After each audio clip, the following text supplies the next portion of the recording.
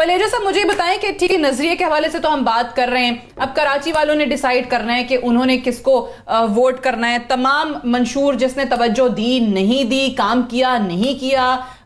जाती मुफाद के लिए किया या आवाम के लिए किया, वो तमाम लोगों के सामने अगेन वही डिसाइड करेंगे। लेकिन ये जिस तरीके से चीजें चल रही हैं, अब जाके कराची को ओन करने की बातें हो रही हैं, आपको क्या लगता है कि वो क्या 2-3 चीजें होंगी जिसको,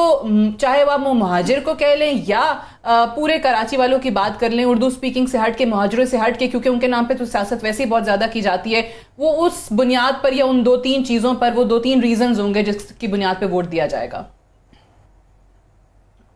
सादिया, पहले तो कुछ ग्राउंड रियलिटीज को कबूल करना होगा, कुछ ग्राउंड रूल्स तय करने होंगे। पहली बात यह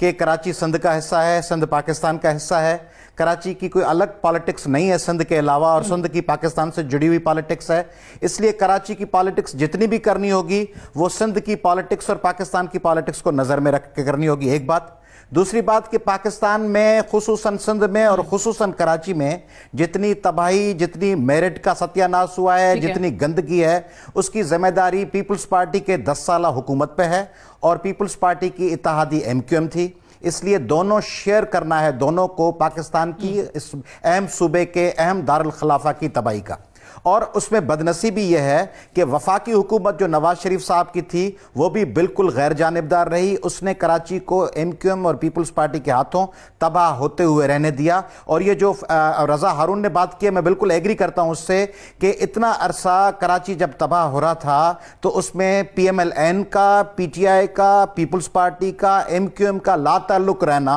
और ये उसको इग्नोर कर देना और अपनी पॉलिटिक्स में उलझे रहना और आखिरी दिनों में आके